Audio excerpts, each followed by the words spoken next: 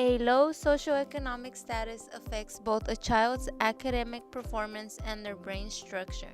Exposure to low SES places a negative impact on brain structure. SES is a situation that affects a child as soon as he or she is in the utero all the way to their developmental stages. As for a student's education, there is a negative correlation with low academic performance and low SES. Children coming from a low SES family are more likely to face greater challenges than those who come from a high SES. This is because parents' lack of a good education and their vocabulary is narrower.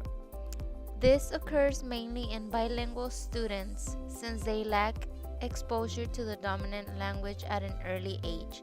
Bilingual students are less likely to complete high school and their academic achievements are lower than high SES students. It has been proven that a small child who comes from a well-educated family can read and have a better vocabulary compared to a child coming from a less educated family. Children who come from a high SES family tend to be more successful and face less obstacles.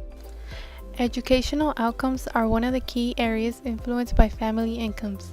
Being located in a low-income school can determine the chances a child has to succeed in breaking the poverty cycle. Poverty decreases a child's readiness for school through aspects of health, home life, schooling, and neighborhoods. If children are raised in a high-crime neighborhood, then those conflicts can be carried into the classroom.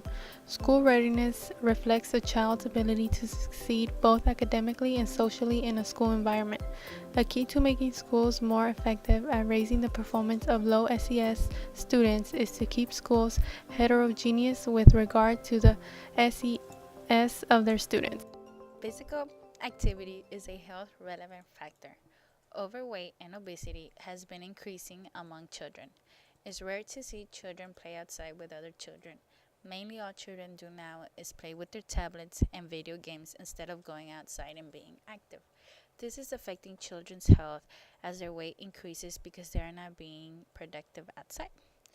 If parents showed more involvement in their physical activities, it would increase a child's SES such as personality development, character building, and social integration. Children show lower SES when they are overweight and may go through bullying at a young age. The academic achievement gap refers to the imbalance there is between groups of students. The gaps in these students are in their grades, standardized test scores, dropout rates, and among other success measures. Students from a low socioeconomic background are lacking the proper resources in order to achieve in school than their high socioeconomic peers. Here, I have a graphic sample including low, medium, and high SES families. You can see that at the age of 7, low and high SES children differed in less than half a grade. By the age of 16, you can see that the academic performance gap has now increased to an entire grade level. Even if a student from a high SES intelligence is low, the student from a low SES intelligence is still lower than theirs. In later school years, the low socioeconomic students will experience less academic growth or knowledge gains in their performance.